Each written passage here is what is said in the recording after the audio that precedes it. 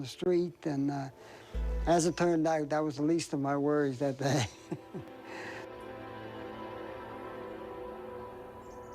My name is Bruce Terrace. I was the unit operations specialist in Gander Control Tower. Gander Airport was originally a refueling stop and an overnight stop. In particular, during the Second World War, it was very important to allow aircraft to get from North America to the European continent. And it continued that way right up until the second generation, basically, of airliners. When we started to get into the wide-body airliners, not as many airlines had to stop in Gander. And it gradually, as time went on, became less and less needed as the range of aircraft increased. The airport itself is very large. At one time, we had a runway on the airport that was 1,000 feet wide. A normal runway today is 200 feet wide. And at the time, we had a runway that was 10,500 feet long. In Gander, at one point, it was actually an alternate landing site for the space shuttle. Gander ATC instructs you to turn right, header 290. My name is Don O'Brien. Affirmative, copy that. I'm an air traffic control supervisor in the arrival departure section of Gander Area Traffic Control Center. Gander Air Traffic Center controls a huge chunk of airspace, halfway across the Oceanic to 30 degrees west longitude. British Airways 1503. And the flights coming out of Europe, they all converge over Newfoundland. We're like the narrow end of a funnel. Isle en route is domestic airspace that is the eastern coast of Newfoundland. The first radar surveillance sites that aircraft will hit and will be able to be tracked as they come from Europe to North America. So most of these aircraft that we're talking about are wide-body jets carrying numerous passengers, 200 plus, and we are the first to receive them and radar identify them and send them on their way to their different destinations. 6, you are identified. Say your requested plate level. The altitude restriction here is 29,000 feet and above, and that's where all these aircraft transition en route back and forth to North America. We're going to give you airport 22. We're going to get you in there. Like I said, we got a lot. Normally in the arrival sector where I work, we would have 2, maybe 3 people seated at that time of the day before all hell broke loose.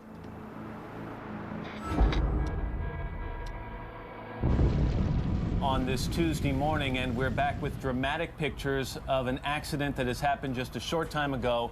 You're looking at the World Trade Center in Lower Manhattan, where just a few minutes ago we're told that a plane, some reports are that it was a small commuter plane, crashed into the upper floors of one of the Twin Towers. I was just sitting in the office. One of the controllers came in. Harold. What's going on? You won't believe this. Come and see this. So we go out to the TV room, and I'm watching a replay of the first aircraft, and as I'm watching it... Human loss. I mean, do you know if there were many people in the building? Oh, another one just hit. Something else just hit. A very large plane just flew directly over my building, and there's been another collision. Oh, my God. It's not a small plane. It's not a small plane. A small plane wouldn't bring that down. We're going to immediately check with air traffic control in the area. And when we saw the second aircraft... How could that happen? I think like everybody in the room said, this is not an accident.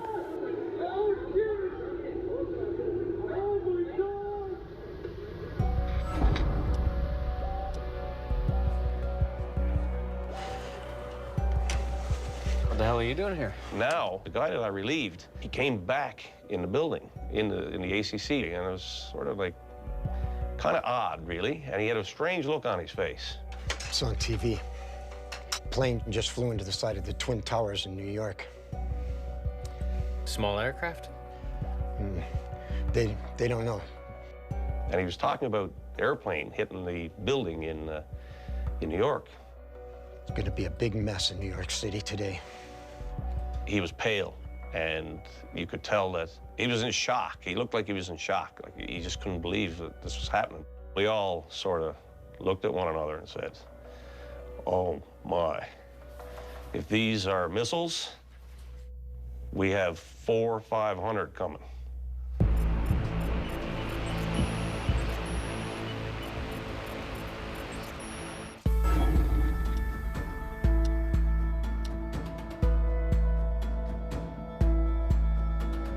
My name is Ben Sliney. I was working for the Federal Aviation Administration in 2001, and I was assigned the position of National Operations Manager.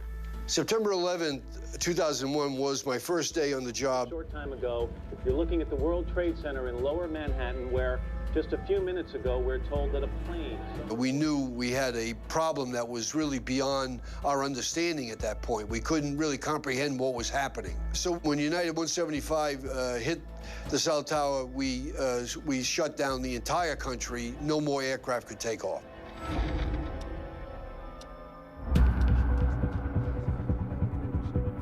The next event that occurred was the report of American 77 striking the Pentagon.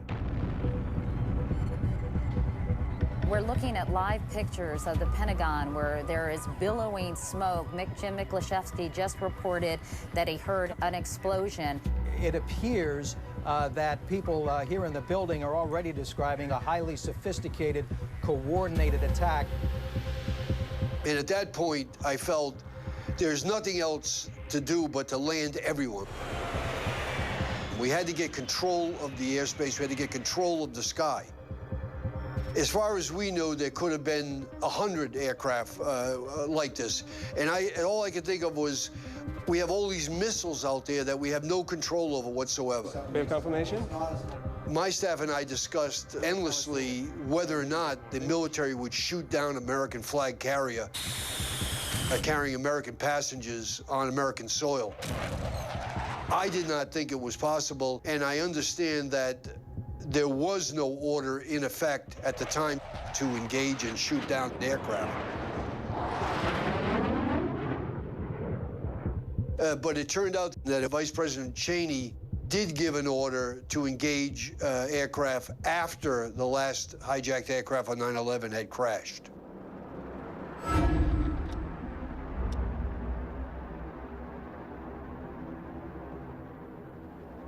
I went back to the office because I figured that there's something going on. And I was not there very long when I got the phone call. Get under control. From the New York FAA supervisor who told me that American airspace is closed.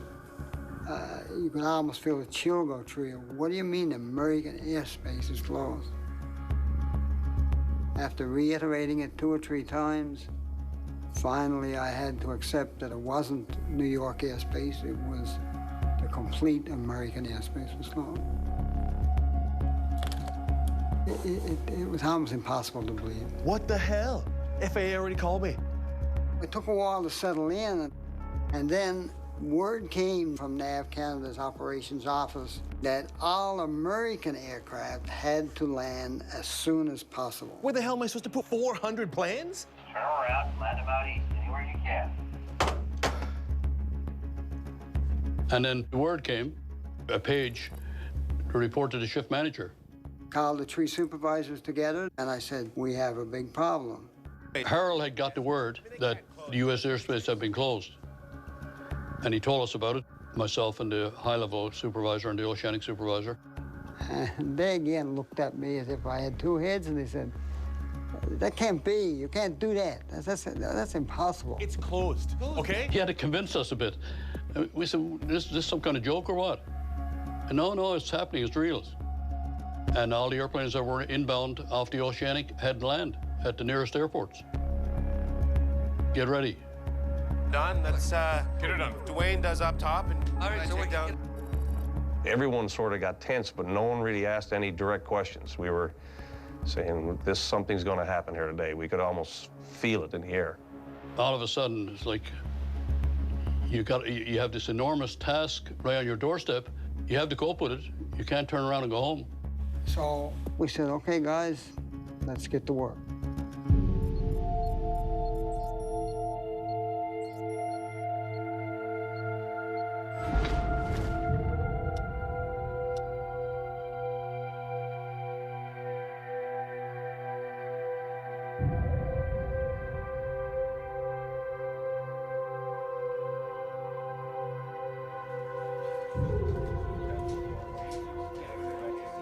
Carl walked down and looked at me, and it looked like he was still formulating the plan in his head. He was like, I can't believe I got to do this sort of thing. And then he tells me, You got to land these guys. You think we're going to land all these guys? these aircraft have to be landed immediately. Bring them here. Whatever you can't fit here, Stephenville, Moncton, St. John's. Just keep them away from the big cities. Okay, I'm gonna land these guys.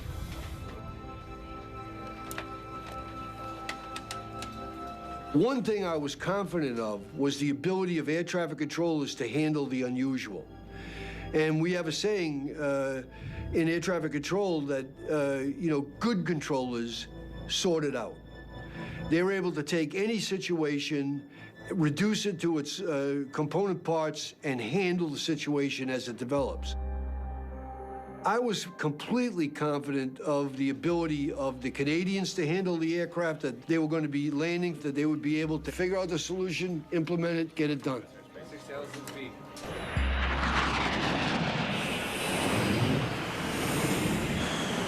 The potential that any aircraft in the air at that point in time could, in fact, be the subject of a terrorist attack. And that air traffic controller were bringing aircraft into the community knowing that there was a threat of terrorism on these aircraft. That was certainly a concern. We're a very small population, and you don't point the aircraft towards heavily congested, heavily populated areas. You send them to places where there's, if the worst possible thing happened, at least the damage is minimized. That probably doesn't provide much comfort to the people that live here to understand that, but I mean, that's a reality that does exist.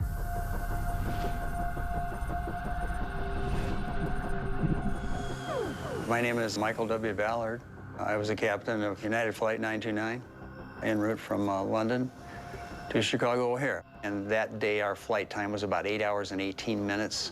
We were just about halfway across the Atlantic. People are, at that point, quieting down, reading, taking a nap, passing time however they choose. So it was quiet time back there. My name is Natasha Gagarin. I was a flight attendant September 11th. I was at the prime of my career. I just been hired with United in 2000, and then I transferred to London. And September 11th came along, and there it started. My name is Stephen Sircone. In 2001, I was a lieutenant with the Bellevue, Washington Police Department in the Seattle area. I was sitting there on the right side of the plane, just behind the wing. It was the first time I had seen a video monitor in the back of the seat where you could actually not only watch movies, but they had GPS tracking on the screen itself. You could track altitude and the position, which was amazing. I found it fascinating.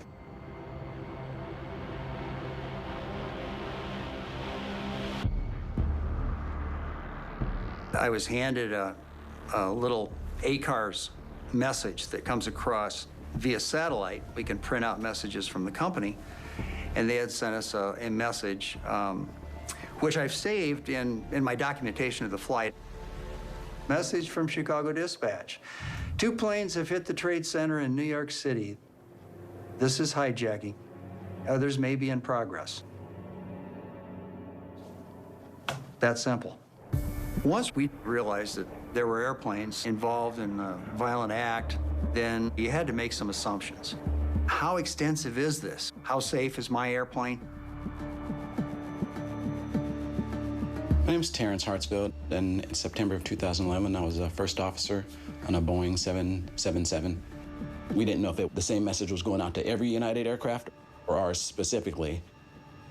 At that point, we were trying to decide, was there maybe somebody on our aircraft, what was going on. There was a sense of urgency for us to do something. Tom, grab the crash axe. Nobody is going to get past you. Take whatever means you deem necessary, and I'll explain it later. If there was somebody on the aircraft to help maybe slow them down if they were trying to get in. But this is not anything we'd ever been trained for. And then I get a phone call from the captain. He asked me, he's like, Natasha, I need to speak with you in the cockpit. That's not something we usually get. So I go in the cockpit, And he didn't even tell me. He handed me the ACARS message. He couldn't even read it to me. I read it for myself. And I said to Captain Bowder, I said, this is a joke, right? And he's like, no, this is not a joke. Okay, you got it. When we realize that we're facing an act of violence on a large scale, let's do what we can do. Let's use the resources we have on the airplane to take care of ourselves. Pilots weren't carrying weapons at that time. We might have even talked about using a fire extinguisher if we had to. Squirt somebody in the face, whatever had to be done, whatever it took. I walked out of the cockpit, took a couple deep breaths. I still get emotional about it to this day. And at the time, I was wearing a cross on my neck, and I just kissed it. I was like, please, dear God, let me get down safely and let us all survive. And it was my dad and my grandpa's birthday that day, and I was like, I just asked one thing, is to wish my dad and my grandpa a happy birthday today. That's all I ask. I got myself together because I needed to be strong for the whole crew. I told everyone what had happened, and I said, we need to act normal just in case someone's on board and we don't know. The pilot came on the intercom, and in a very calm but serious voice, he said, folks, there's nothing wrong with this aircraft.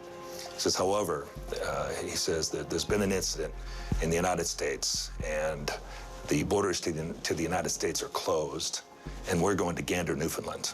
My range of imagination was from A to Z, and I thought about the worst actually first, because growing up as a kid in the Cold War, we always worried about some nuclear exchange, and at that time I knew this was very, very serious.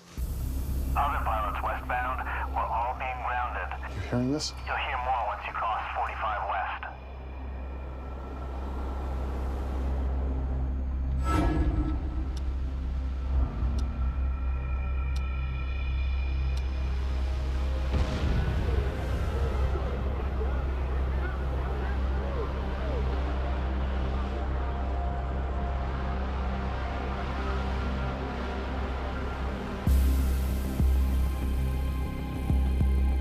Speedbird 1503, Gander Tower. You're going to be descending down to 5,000. Expect runway 22. You're lane number 3.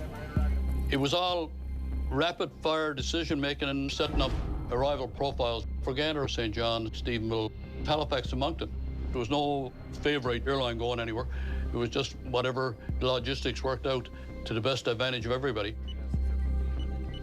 Now, I was the person who was the first voice contact with the aircraft in domestic airspace, and I had to deliver that message to each and every one of them. So how am I going to explain this to these guys, and are they going to believe me? Are they going to think that I've lost my mind? It was pretty scary.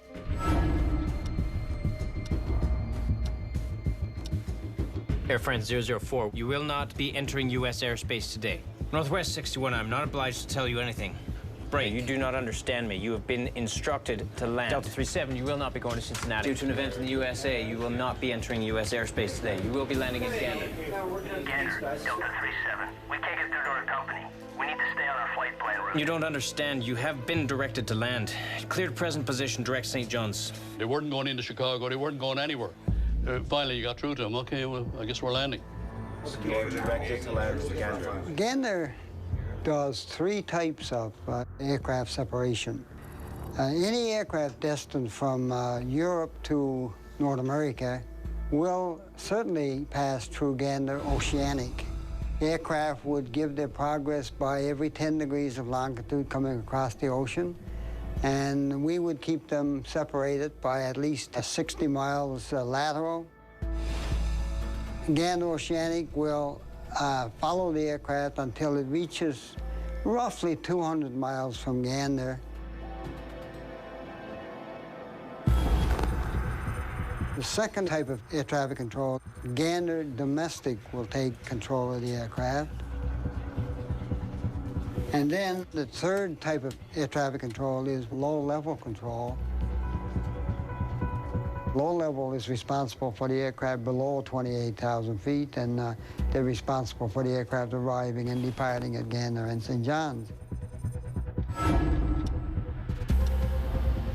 American 49, Gander Center, squawk code 2401.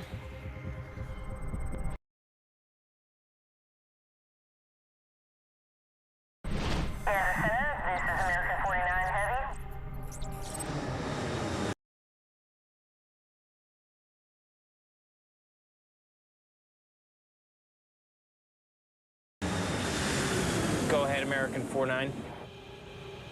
My name is Beverly Bass. In 2001, I was flying a Boeing 777 as a captain for American Airlines.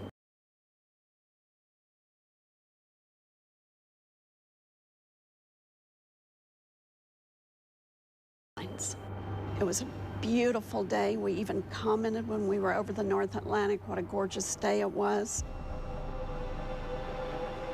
I'm Mike Franklin. I was the co-pilot on Flight 49 from Paris to Dallas-Fort Worth.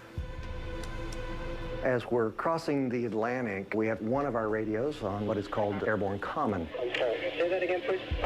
It looks like we lost the primary target about 20 west of Kennedy, and we had So that would be a means by which aircraft can talk to one another to try to get updates on weather, winds, turbulence, what's happening. Say that again, please. Fire. It was over the common frequency. We heard somebody chirp up that an airplane hit a tower in New York City. Atlantic inbound aircraft, this is US Air 27. We're receiving word from our dispatch that a plane has flown into the World Trade Center in New York City. Oh, okay. Not necessarily alarming or anything at that moment in time. You know, we talked about it and we thought, you know, it must have been a small airplane. And then about 20 minutes later, something came. Came across the radio again that another aircraft hit a tower, and it's my experience from the military that I can recognize a coordinated attack. all of a sudden we start seeing some of the airplanes turning around, making a 180, which you would never see that because the North Atlantic tracks are directional, they're one way, and nobody turns around on them. And so my first thought was, hey, Beverly, why don't we consider turning this thing around and taking people back from where they came from? She goes, you know, that's not a bad idea. Why don't you see if you can begin that? As soon as I started to pick up the radio, we hear, we're common. We tried coordinating a return to Europe with Channel Control, and they denied clearance. They're not approving any reversals. And I sat up straight in my seat and began to process. I'm not really worried about what's behind me, like a hijacking type scenario. At that moment, I was truly focused on what my end game was, getting this aircraft and the people on the ground.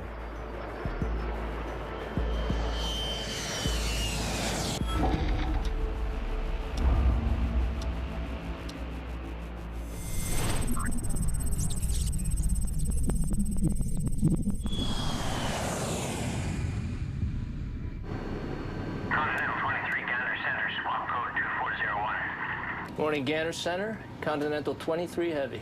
Your radar identified. I have a message for you. I give him a chance to get something to, you know, write down what his plan was. There's been some changes to the day if you're ready to copy.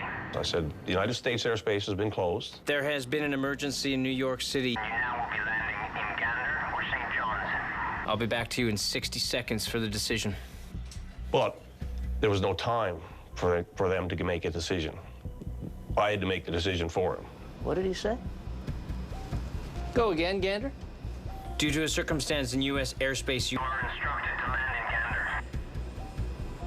So on a regular day, these aircraft are used to just transitioning airspace and, you know, very, very structured setup. So now they're being forced into an airport where they probably have never been before.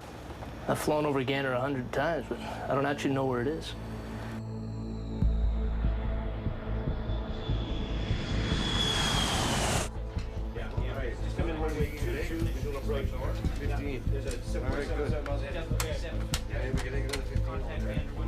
Continental 23 Gander Center, descend to flight level 290. Expect lower. Gander Center, roger. Starting descent into Gander. Low level. Continental 23 is yours. Continental 23, contact Gander arrival 120. Continental 2-3, this is Gander Control. You are cleared to 6,000. Continental 23 Heavy. Copy that. Continental 2-3 Heavy, you have line of sight. Contact the tower. 128.6. My name is Reg Batson. In 2001, I was working in Gander Center as a low domestic controller. Everybody was on edge because we didn't know it was over. You know, we didn't know how many sleeper cells were around, ready to blow an airplane up. You know, and that's why we brought 90% of the airplanes in away from the town.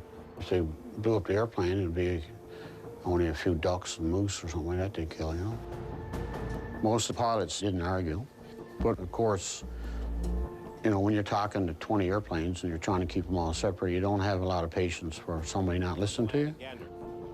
And so I just said, look, if you cross American airspace, you're going to be shot down. And so I don't care who you got on board, makes no difference to me.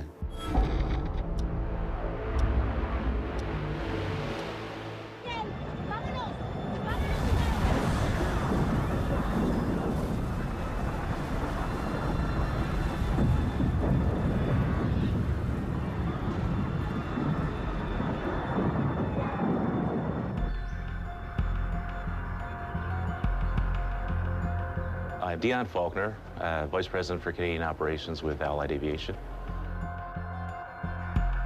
Allied is a support company for the airlines.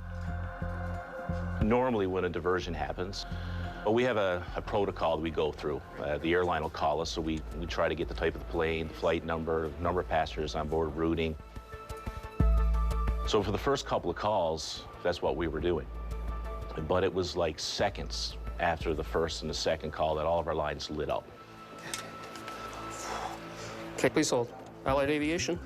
Okay, sorry, please hold. And then it became, well, this is United or Delta or many of the flag carriers calling and saying, we've got 5, 10, 15 airplanes or even more on the Atlantic, and we could need a place to put these planes down. I think we were talking 50, 60, or even more airplanes that were potentially targeting Gander to land. So we immediately got prepared to start planning where to park the planes. And initially, we weren't allowed to go on board these airplanes because once they were diverting, this was a pretty serious situation. We really didn't know if there was airplanes that could have terrorists aboard. My name is Glenn Blandford. In 2001, I was working as an air traffic controller at Gander Tower. My job is to get them on the ground safely. I was basically standing here receiving estimates from the guys in the center. Continental 2-3 Heavy, Gander Tower, runway 21, clear to land. Continental 2-3 Heavy. Runway 21, clear to land. Continental 2-3 Heavy winds 320 at 3. Plan minimum time on runway and utilize first available taxiway on rollout. Traffic on final. And we had a lineup of traffic coming in from 10 miles. I could see 10, 15 miles maybe of traffic. A lot of these pilots had never been to Gander before.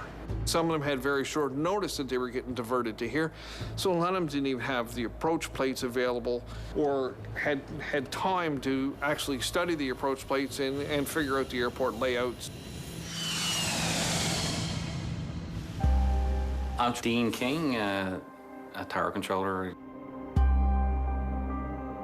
I was here watching the aircraft land and then issue the taxi instruction as required on where I was going to park them. Normally, air traffic control at an airport of this size does not get involved in parking assignments. But as you can understand, on September 11th, parking assignment became paramount. Normal procedure is the ground crews would have a designated spot when an aircraft come in. That day, because the ground crew didn't know where the aircraft were going, they said, listen, you send the aircraft where you want to send them, and we'll make sure we're there. Air Canada 849, give way to the Delta 767. Speedbird 75. Taxi via Alpha to apron. Monitor ground 121.9. I just made the plan as I went. They maintained listening watch on the frequency. They just went where I was telling the aircraft to go. US Airways 27, taxi to the end of the apron and hold. I'll give you further instruction from there. It was structured so that we would give away the least important pavement first until we started having to actually park aircraft on runways. Checking with me on ground once. No, I don't. And the determination, of course, at the time was that we would leave the longest runway available as long as possible before we had to start parking airplanes on it. Once he got on the ground, he started asking questions. Can you tell us what's going on? And my response was, I can't tell you exactly what's going on, but obviously it's a catastrophic event.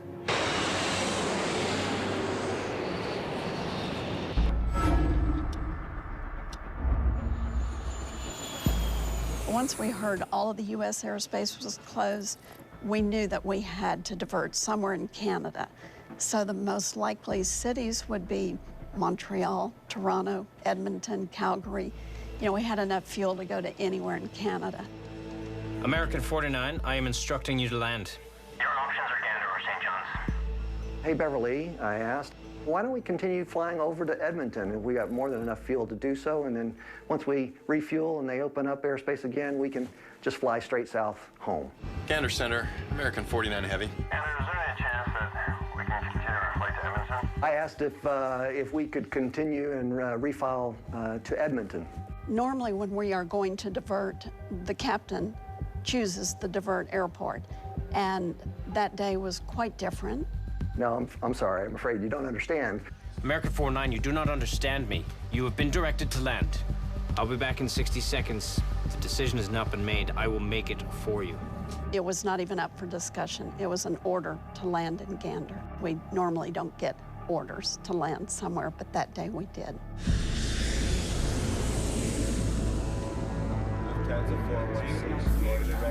We'll contact Gander 128.5. Air France 004, what is your choice, Gander? They had major issues at the tower trying to park those airplanes because everything is happening so fast. And can we squeeze 2 more in? Can we squeeze another one in? In the first few minutes of starting to get estimates of aircraft diverting to Gander, we were getting calls from individual airlines asking if we could accommodate them. And a constant, like, I'm on the phone to the tower and saying, how many more can you handle? I don't know, let me check. Dean, how many more can you take? If we open up a runway, I can take another 15. 15. It was a constant coordination with the tower. You were on a phone to the tower. You were coordinating with the high-level side as they're coming out of high-level airspace. You have a phone in your hand to St. John's Tower. How many more can you take? Take another 2 or 3. It was crazy morning. Yes, you heard correctly. U.S. airspace is closed at this time. Lufthansa 416, you are directed to land in Gander. No, you're not listening to me. There's a crisis in New York, and U.S. airspace is closed. Runway 21 was the runway that all the aircraft that were diverted in here landed on. Runway 21 runs this direction down here. Everybody landed going this direction, made a right turn on taxiway Alpha at almost to the end of runway 21, and then back up towards the main apron. Our biggest concern with runway 21 is the fact that at the end of the runway, for the last 1,500 feet, there's no turnoff. You have to do a 180 back taxi to the first turnoff.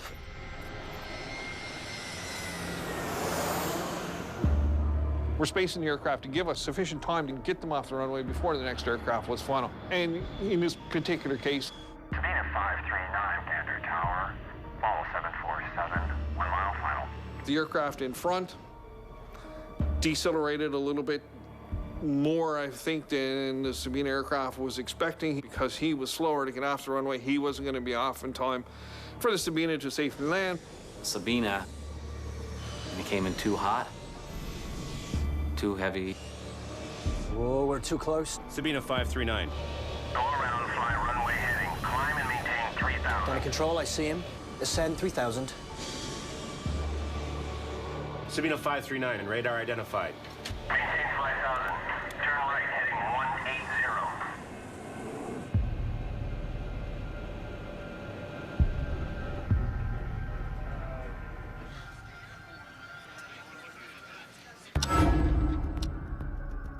And in Gander, Newfoundland. This one up north already. Perfect. Gander ATC instructs you to turn right.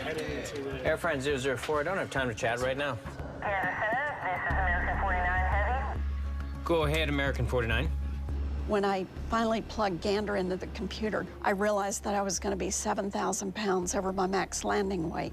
Harold, got a 777 that needs to do a fuel dump. Stand by, we'll get back to you. American 49 Heavy, standing by. Reg, Yeah? can you set up a flight path for a fuel dump, please? American 49, we're going to set you up with an area near Gander for your fuel dump. Stand by. Copy that, Gander. Our mindset is to gas and go and to get home. That's the completion of the mission. But the first step in this mission now has been changed to landing safely and coordinate with the controllers to begin dumping fuel to get down to landing weight. American 49, contact Gander Center on 131.8 to complete your fuel dump. American 49, Roger. American 49, Gander Center. For fuel dump, proceed 50 miles due east, send 18,000. Commence dump there. Copy that, Gander Center.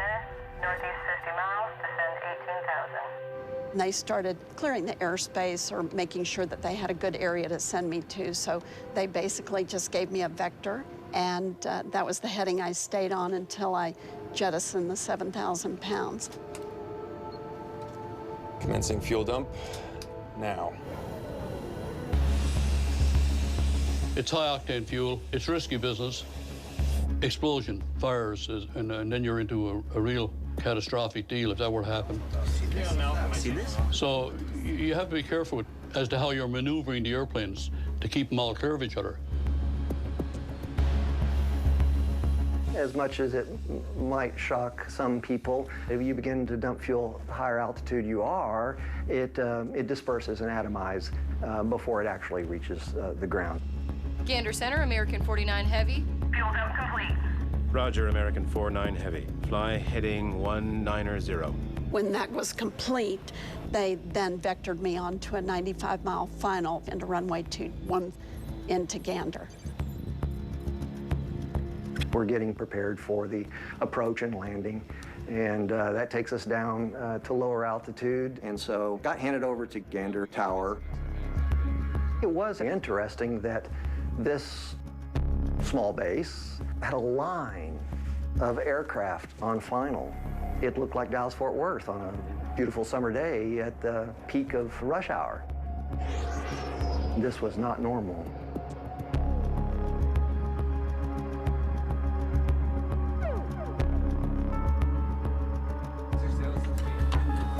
There was no particular plan in place. There was no time. You just had too much traffic coming that had to be dealt with. Decisions had to be made. There was so much information that they had to take in. It was too much for one person at that point. We needed people. We went from the 2 or 3 seated that time of the day to 14. Do you need a break? No, sir, I'm all good. We opened 5 sectors. The controllers who were off came in on their own volition. Northwest 61. Without being called, they knew we needed people. Good to see you, bye. It's good to see you. They were just purging them out of high-level airspace, the high-level controllers. They wanted to get them out. The pilots wanted out. You're being instructed to land in Gander, Newfoundland. That is a negative Virgin 075. You will not be landing in the United States today. All U.S. airspace is closed to all traffic. There was apprehension in some of their voices. They wanted to get on the ground as quick as they could. We're going to be bringing in a 747 at 22. This day was intense. Air France 004, I don't have time to chat right now. I compared it to a knot that was tightening. But you can't get too emotional about things, even though you might be hurting. You've got to cope with what's going on. You can't just get up and pull your headset out and say, I had enough. They didn't know, but there was more terrorist activity going to happen on their airplanes.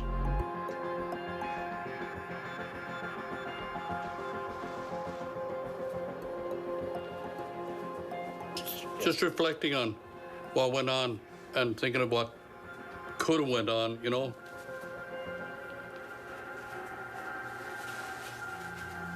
It was so gratifying and unbelievable that once word spread, we were actually turning down controllers who wanted to come in and work. Yes, you heard correctly, U.S. Air.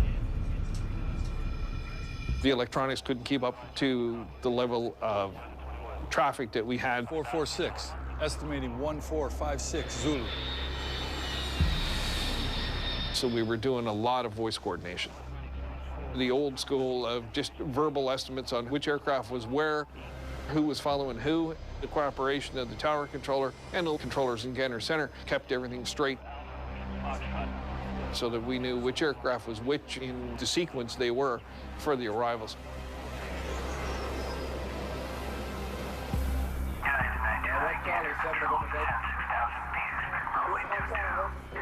Confirm visual on the runway.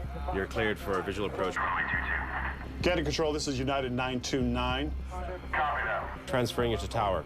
158.6.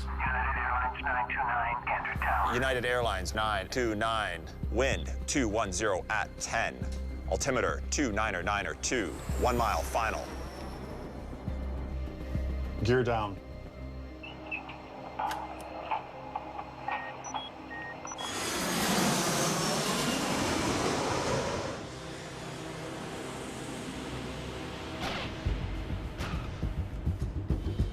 My name is Steven Sircone.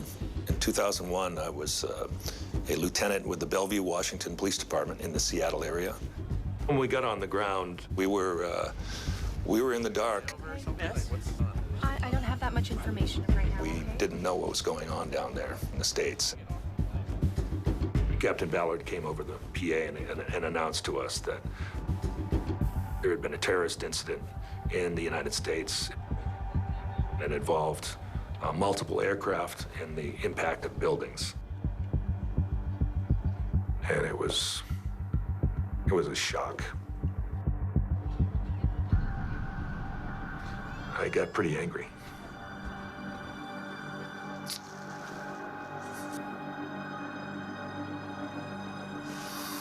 So, let's think about this without getting too emotional. Then I started to think, well, you know, what's our status here? Who's on our plane?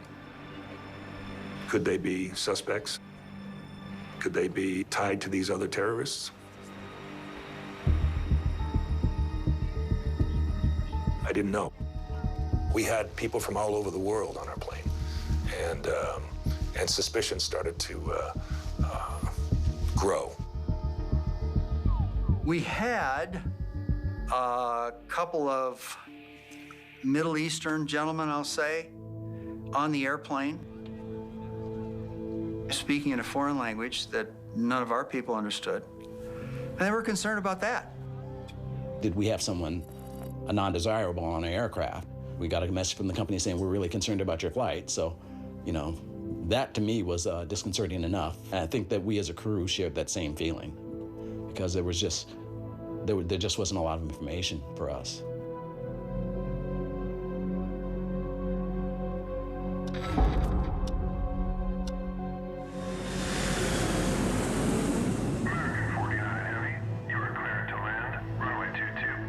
Gander Tower, American 49, clear to land.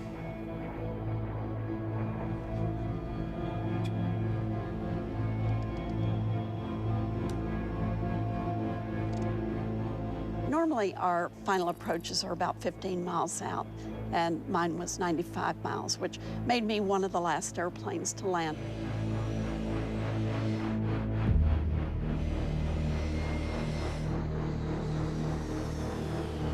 That was number 36 out of 38 wide bodies to touch down that day.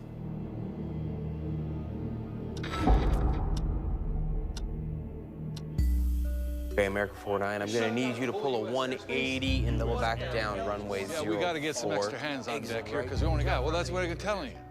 We filled up the main apron first, just because at that point we didn't know how many aircraft we were gonna have. Gander Tower, there's quite a bit of debris out here. Bit of a challenge for an aircraft of this size. Well, I don't know what you want me to tell you, and I got nowhere else for you to go. Virgin 21. I can see airplanes everywhere. They are all over the taxiways. They're parked on a runway. They're parked all over the area at the terminal. And I didn't know where I was going to be able to park. There's an old abandoned runway in the middle of the airport that's left over from the Second World War. We parked some aircraft on that. And then at the last dozen or so aircraft that landed were actually parked on what was one of our active runways, because at that point we had nowhere else to put people. There have certainly been that many airplanes at this airport, even more. but not wide bodies. And that's what was so unique about it, is we were all wide bodies, all the big guys.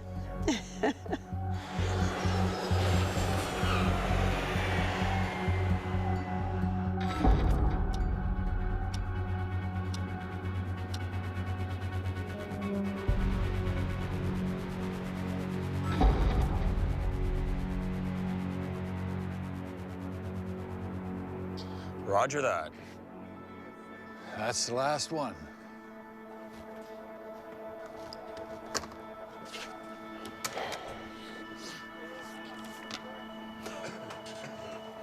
After everything was over, was looking at the radar, seeing only 2 aircraft, 2 military aircraft, one in the west coast of the United States and one on the east coast. It was an eerie feeling. It was eerie, actually. It was not an airplane in the sky. You're in a place that's busy all the time, and now there's nothing. Radar screens were blank. Silence was deafening.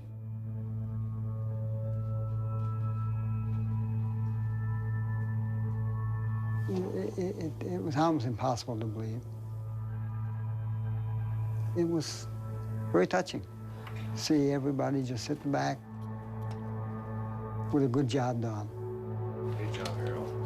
Great job. Well done. It was quick, a couple of hours of frantic action, and then the airplanes were all on the ground. I've never seen anything like it, never seen anything like it since. There's not a plane in the sky right now. Hey, Harold. Yeah? Happy birthday. Ah, that's right. Happy birthday.